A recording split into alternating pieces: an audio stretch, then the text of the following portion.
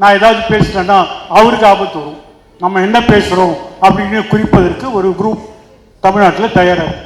இதே சேத்துப்பட்டில் நான் சொன்ன சாதனைகள்லாம் தவிர இங்கே ஒரு RSS தலைமையகம் இருக்கிறது, சங்கர மடம் இருக்கிறது. ஒரு பக்கத்தில் நாம் இயக்கத்தை வளர்கின்ற அதே நேரத்தில் நாம் இயக்கத்தை எப்படியெல்லாம் நசுக்க வேண்டும் என்று திட்டமிடக்கூடியவர்களும் இங்கே இருக்கிறார்கள். அதெல்லாம் சில வருடங்களுக்கு முன்னால் வந்ததுதான். ஆகவே ஒரு விஷயம் நாம் தெரிந்து கொள்ள வேண்டும். கலைஞர் என்று சொல்லும் பொழுது அந்த கலைஞர் பின்னாடி இருக்கக்கூடிய தத்துவம், அந்த கலைஞர் பின்னாடி இருக்கக்கூடிய அந்த புரிதல் நமக்கு ஏற்றிக்கொள்ள வேண்டும். அதற்குத்தான் இப்படிப்பட்ட கூட்டங்களை நாம் போடுகிறோம். நான் அப்படி சொல்லும்போது மத சார்பாக பேசக்கூடாது, மதத்தை பற்றி பேசினால் அவர்கள்கிட்ட கோச்சுப்பார்கள். இப்போ சில பேர் சொல்கிறாங்க இந்து கோயில்கள் எல்லாம் இந்துக்களிடம் கொடுங்கள். இப்போ யாருக்கு இருக்கு? இந்துக்கள் தான் இருக்கு. யார் கிறிஸ்துவர்கள் இருக்கார்கள், யார் இஸ்லாமியர்கள் இருக்கிறார்கள்? இந்துக்களே வைத்திருக்கிறார்கள். இந்துக்களே வைத்து இந்துக்களே பராமரிக்கிறார்கள். ஆனாலும் ஒரு குறிப்பான கோஷம் இங்கே எழுப்பப்பட்டு வருகிறது. ஏதோ கோயில்களை எல்லாம் அரசாங்கம் கட்டுப்படுத்துகிறது, ஆகவே அது இந்துக்களிடம் கொடுப்போம். உங்ககிட்ட கொடுத்தா என்ன நடக்கும்னு எல்லாருக்கும் தெரியும். இப்போ எல்லாரும் சொல்கிறாங்க. நான் நான் பகிரங்கமாக சொல்கிறேன், 20ஆம் தேதி அயோத்திக்கு வர வேண்டும், அங்கே ராமர் கோயில் கட்டுறோம். அதை பற்றி இந்தியர்கள் அனைவரும் பெருமைப்பட வேண்டும் என்று நம்முடைய பிரதம மந்திரி அவர்கள் சொல்லியிருக்கிறார்கள். பெருமைப்படுவதற்கு என்ன இருக்கிறது யோசிச்சு பார்க்கணும். ஒரு சாமி சிலை, புது கோயில் கட்டுறாங்க, மகிழ்ச்சியாக இருக்கலாம், புதுசாக ஏதாவது செஞ்சால் மகிழ்ச்சி தான். ஆனால் ராமருக்கு இந்த நாட்டில் கோயிலே இல்லையா? பழையம்பலத்தில் போய் பாருங்கள், கோதண்ட ராமர் கோயில். உங்கள் எவ்வளோ பேருக்கு தெரியும் தெரியாது. ராமருக்கு கோயில் இருக்கு, அங்கே போக தயாராக இல்லை. ராமருக்கு அவங்களுக்கு தேவையில்லை. ராமர் என்ற குறியீடை வைத்து எதிர்பான்மை மக்களை நசுக்க வேண்டும், அதுதான் முக்கியமான குறிக்கோள். இதே கோதண்டராமர் கோயிலுக்கு ஒரு குளம் இருந்தது. நான் 30 வருஷம் முன்னாடி நடந்த கதையை சொல்கிறேன். அந்த குளத்தை எல்லாம் பட்டா போட்டு வித்துட்டாங்க. அங்கே இருக்கிற தர்மகர்த்தாங்க. ஒருத்தர் கேஸ் போடுறாரு, நம்ம டிராபிக் ராமசாமி கேஸ் போடுறாரு, ஐயா குளத்தெல்லாம் போயிட்டாங்க, வித்துட்டாங்க. என்ன பண்ணுறதுன்னு தெரியாது. எல்லா இடத்துலையும் அடுக்குமாடி வீடு இருக்குது, பேங்க் லோன் வாங்கியிருக்கான். அது நீதிபதி சீனிவாசன் அவர்களிடம் வருகிறது. அவர் ஒரு வைதிகர், அவர் ஒரு வைஷ்ணவர். ஆனால் அவருக்கு ஒரு பெருமாள் கோயில் சொத்தை திருடுவது பற்றி அவருக்கு சிவன் சொத்து குலநாசம் என்று சொல்வார்கள். அப்படி என்றால் பெருமாள் கோயில் சொத்தை சாப்பிடலாமா? அவர் கேட்டார் ஒரே கேள்வி, குளத்தை எங்கே போச்சு? அதற்கு பிறகு அந்த அடுக்குமாடி குடியிருப்பவர்களெல்லாம் பெரிய அளவுக்கு கட்டணம் கட்ட வைத்து அதை கோயிலுக்கு கூப்பிட்டார்கள். உங்களிடம் கோயில் இருந்தால் அந்த கோயில் நீங்கள் என்ன செய்வீர்கள் எல்லாருக்கும் தெரியும். கோயிலை பற்றி அதிகமாக அக்கறை செய்பவர்கள் இன்றைக்கு ஒரு விஷயம் தெரிந்து கொள்வது, இந்த ராமர் கோயில். இந்த ராமர் கோயிலுக்கான போராட்டம் ஏதோ பக்தர்கள் நடத்திய போராட்டம் அல்ல. அரசியல் ரீதியாக ஒரு குறியீடை வைத்து அயோத்தியில் இந்த கோயில் எங்களுக்கு வேண்டும். அந்த கோயில் எந்த இடம்? ஏற்கனவே ஒரு மசூதி இருக்கிற இடம். கொஞ்ச நாள் இல்லை, 500-600 வருஷமாக பாபர் மசூதி இருக்கக்கூடிய மதம். இந்த கோயிலில் தான் நாங்கள் வைப்போம். திடீர்னு ஒரு நாள் 1949ஆம் வருடம் அந்த கோயில் முன்னாடி ஒரு சின்ன ராமர் பொம்மையை கொண்டு வந்து வைக்கிறாங்க. நம்ம ஊர் சில மாதிரிலாம் கிடையாது, ஒரு சின்ன பொம்மை வைக்கிறாங்க. அப்புறம் சீதை, அப்புறம் லக்ஷ்மணன் வராங்க. உடனே கோயில் ஆராய்ச்சி. எங்கள் கோயில் மசூதியோட பின்பக்கம் திடீரென்று சொல்கிறார்கள் அது சீதையோட அடுப்பாங்கிற, அங்கே தான் சீதை சமைச்சா. சரி, கோயிலில் உடனே தினசரி கும்பிடுறாங்க. எங்களுக்கு இந்த இடம் பின்னாடி வந்திருக்கோம், முன்னாடி இருக்கிற இடம் எங்ககிட்ட கொடுக்குறோம் அப்படின்னு ஒரு கேஸ் நடக்குது. இந்த கேஸ் போட்டது யாருன்னா ராமரே போடுறாரு. ராமர் என்ற ஒரு மைனர் வழக்கை தொடுக்கிறார். நான் ஒரு மைனர், நான் சிலையாக இருந்தாலும் நான் ஒரு சட்டபூர்வமான மனிதன், எங்களுக்கு இந்த இடத்தை கொடுக்க வேண்டும். அது இந்தியில் சொல்லுவாங்க ராம் லல்லா விரஜ்மான் என்று சொல்வார். ராமர் என்ற ஒரு சிலை. அவரே கேஸ் போடுறாரு, நான் இங்கே சுயம்புவாக வந்திருக்கேன், இந்த இடம் எங்களுக்கு தான் சொந்தம். அந்த வழக்கு கிட்டத்தட்ட 70-80 வருஷங்கள் கோர்ட்டில் நடக்குது, அயோத்தியில் நடக்குது. அப்புறம் அலகாபாத் உயர் நீதிமன்றம் சுப்ரீம் கோர்ட்டில் வருது. சுப்ரீம் கோர்ட்டில் 7 நீதிபதிகள் 7 நீதிபதிகள் சேர்ந்து என்ன தீர்ப்பு கொடுத்தாங்க, யார் அதை எழுதினா தெரியாது. ஆனால் அவர்கள் சொல்கிறார்கள், இந்த மெஜாரிட்டி மக்கள், பெரும்பான்மையான மக்களுடைய நம்பிக்கை அங்கே ராமர் பிறந்ததாக நம்புகிறார்கள். ஆகவே சிறுபான்மையினர் விட்டுக் கொடுக்க வேண்டும். ஒரு சொத்து வழக்கில் நம்பிக்கை அடிப்படையில் முதல் முறையாக உச்ச நீதிமன்றம் கொடுத்த தீர்ப்பு. நீங்கள் ஒரு சொத்து கேஸ் போடுங்க, மூலப்பத்திரம் கொண்டு வான்னு வக்கீல் கேட்பார். மூலப்பத்திரம் இல்லைன்னா தான் 2ஆம் பத்திரம் வரும், ஸ்டாம்ப் பேப்பரில் பத்திரம் வரும். மூலப்பத்திரம் இல்லைன்னா கேஸை ஜெயிக்க முடியாது. ஆனால் இந்த வழக்கில் பெரும்பான்மை மக்கள் நம்பிக்கை வைத்திருக்கிறார்கள். அந்த நம்பிக்கை நிரூபிப்பதனால் அவர்களிடம் நாங்கள் கொடுக்குறோம். இதை கொடுக்கறதுக்கெல்லாம் முன்னாடி மசூதி இடிச்சாச்சு. 6ஆம் தேதி 1992ஆம் வருஷம் மசூதி இடித்தாச்சு. இடிக்க மாட்டேன் என்று உத்தரப்பிரதேச முதலமைச்சர் உச்சநீதிமன்றத்தில் ஒரு பிரமாண பத்திரம் தாக்கல் செய்தார். நான் பார்த்துக்கொள்கிறேன். அவர் சொன்ன ஒரே வார்த்தை இடிச்சாச்சு. அவரை நீதிமன்ற அவமதிப்புக்காக நீதிமன்றத்திலே வரவழைக்கிறார்கள். கல்யாண் சிங் என்பவர். அவர் சொல்றார், ஐயா எனக்கு தெரியாது மன்னிச்சுங்கிறார். அப்போ அவங்க சொல்றாங்க, உங்களுக்கு சிறை கொடுக்க வேண்டும், சிறை தண்டனை கொடுக்க வேண்டும். ஏனென்றால் நீதிமன்றத்தில் சொன்ன உறுதிமொழியை நீங்கள் நிறைவேற்றவில்லை. என்ன சிறைன்னா சாயங்காலம் வரைக்கும் இப்படி உட்கார்ந்துட்டு போங்க.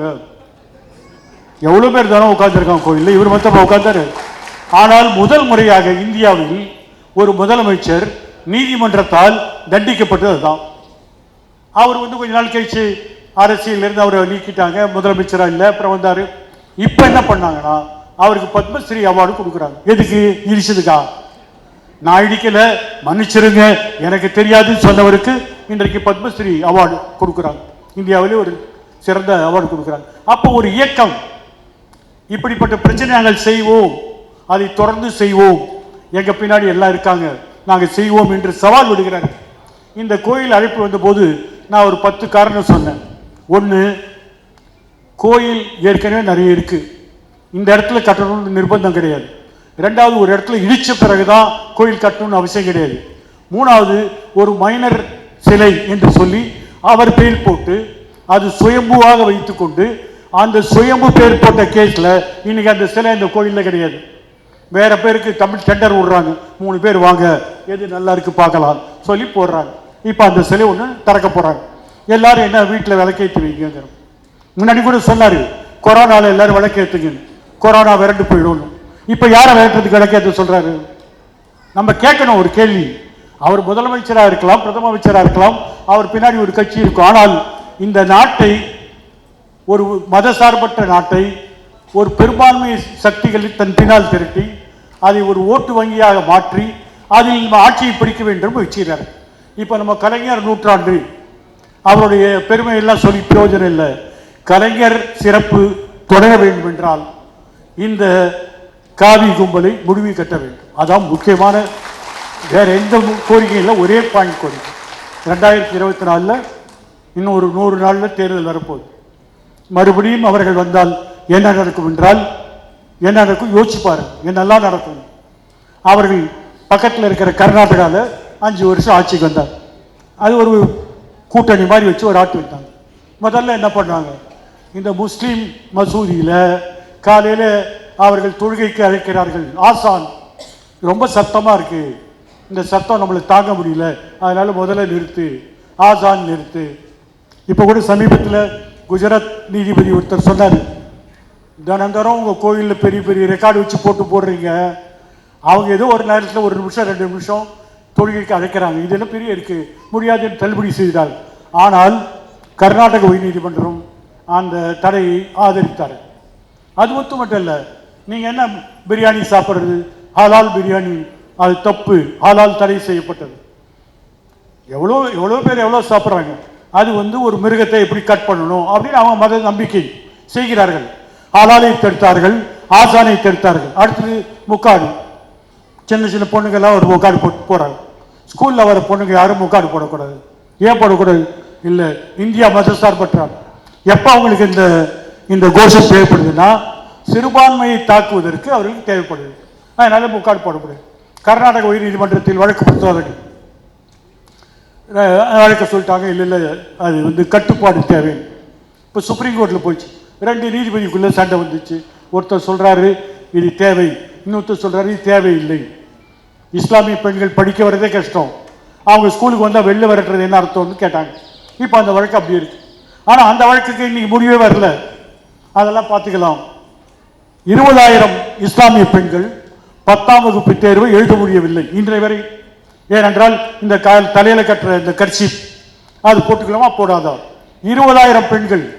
இப்படி பாஜக ஒரு மாநிலத்தில் ஆட்சிக்கு வந்த பிறகு ஆசான் இல்லை, ஹலால் இல்லை, ஹிஜாப் இல்லை என்றெல்லாம் சொல்லும்பொழுது அவளுக்கு என்ன நோக்கம் இருக்குதுன்னு அப்போதான் எனக்கு ஒரு ஞாபகம் வந்தது. ஒரு வருஷம் முன்னாடி காசியில் இந்த சாமியார்கள் ஒரு மாநாடு போட்டாங்க, இந்து சாமியார்கள் மாநாடு. என்ன சொன்னாங்கன்னா, நம்ம நாட்டுக்கு புதிய அரசமைப்பு சட்டம் தேவை. ஏன் இருக்கிறது பத்தாதா? அம்பேத்கர் எவ்வளோ நல்லா எழுதியிருக்காரு, 75 வருஷம் கொண்டாடுறோம், எல்லாரும் பாராட்டுகிறார்கள். இந்த உபகண்டத்தில் பாகிஸ்தானில் கான்ஸ்டியூஷன் சரியா இல்லை, பங்களாதேஷில் இல்லை, ஸ்ரீலங்காவில் இல்லை, நேபாளில் ஒர்க் பண்ணல. ஆனால் நமது நாட்டில் ஒரு அரசமைப்பு சட்டம் சரியாக வேலை செய்கிறது. இது மேலே முதல்ல கை வைக்கணும். என்ன பண்ணணும்? இது ஒரு இந்து நாடு என்று அறிக்க வேண்டும். அடுத்தது என்ன? இஸ்லாமியர்கள் கிறிஸ்தவர்கள் எங்கே போவாங்க? அவங்க இருந்து வியாபாரம் பண்ணட்டும், வேலை பார்க்கட்டும், ஆனால் அவர்களுக்கு ஓட்டு கிடையாது.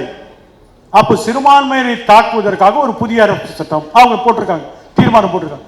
சாமியார்களுக்கும் அரசமைப்பு சட்டத்துக்கு என்ன சம்பந்தம்? அப்போ முதல் கேள்வி என்னவென்றால், இந்த நாட்டுடைய ஜனநாயக வடிவத்தை, குடியரசு வடிவத்தை மாற்றுவதற்கான ஒரு சதி, ஒரு பெரிய சதி நடக்குது. கொஞ்சம் கொஞ்சமாக அங்கங்கே எல்லாம் வேலை செய்கிறாங்க.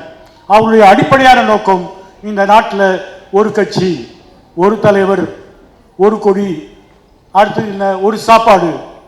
நீங்கள் என்ன சாப்பிடணும் அவர் தான் சொல்லுவார். ஏன் சொல்கிறேன்னா, நம்ம ஊரில் குழந்தைங்களுக்கு மதிய உணவு கொடுக்குறோம், மதிய உணவு சத்துணவு என்று சொல்கிறோம், வாரத்தில் 4 நாள் முட்டை போடுறோம். அதுவும் கலைஞர் அவர்கள் கொண்டு வந்த ஒரு ஏற்பாடு. அதுக்கு முன்னாடி சாப்பாடு போட்டாங்க. ஆனால் சிறு குழந்தைகளுக்கு சத்துணவு தேவை என்று முட்டைக்கு உத்தரவிட்டவர் கலைஞர் அவர்கள். இன்னைக்கு தமிழ்நாட்டில் குழந்தைகளுடைய வளம், அவருடைய அந்த சத்து உணவு மிகப்பெரிய அளவுக்கு உலகம் முழுவதும் பாராட்டக்கூடிய ஒரு செயலாக இருக்கிறது. அதே கர்நாடகத்தில் சத்துணவில் முட்டை கிடையாது என்று சொல்லிவிட்டார்கள். குஜராத்தில் சத்துணவில் முட்டை கிடையாது என்று சொல்லிவிட்டார்கள். மத்திய பிரதேசத்தில் முட்டை கிடையாது என்று சொல்லிவிட்டார்கள். அவர்கள் சொல்லும் போது என்ன சொல்றாங்கன்னா, பெரும்பான்மையாளர்களுக்கு அது சங்கடமா இருக்கும். யார் பெரும்பான்மை? சைவமா அசைவமா? எவ்வளோ பட்டிமன்றம் வைக்கிறாங்க, ஆனால் சைவமா அசைவமான யாரா பட்டிமன்றம் வைக்கிறாங்களா? மெஜாரிட்டி யாரு?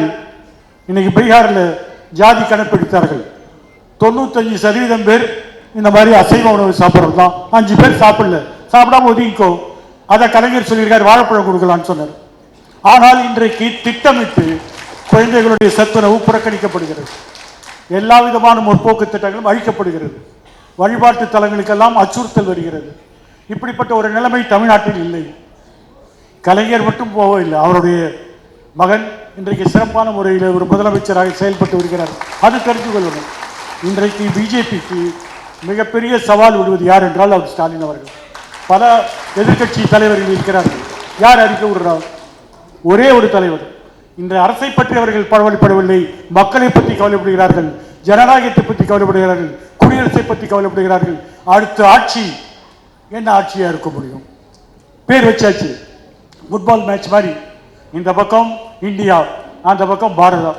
நீங்க முடிவு பண்ணணும், இந்தியாவா பாரதமா? ஆரம்ப சட்டத்தில் இந்தியாவுடைய பேர் இந்தியா என்று தான் சொல்லியிருக்கிறார்கள். ஆனால் இவர்கள் அதை திருத்தவில்லை, புது பேர் வைக்கிறார்கள். பாரதியன்னு வச்சா என்ன அர்த்தம்? ஒன்றும் பிரயோஜனம் இல்லை. ஆனாலும் ஒவ்வொரு விஷயத்திலும் அடிப்படையான விஷயத்தை மாற்றுகிறார்கள்.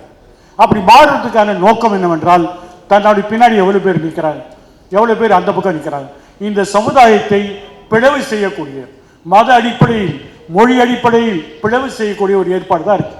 நான் முதலே சொன்னேன், இப்போ அஸ்ஸாம் சீஃப் மினிஸ்டர் ஒருத்தர் இருக்கார், அவருடைய வலைத்தளத்தில் அவர் ஃபேஸ்புக்கில் போடுறாரு, இங்கே வந்து பிராமணர்களுக்கும் வைசியர்களுக்கும் சத்திரியர்களுக்கும் சூத்திரர்கள் வேலை செய்யணும்.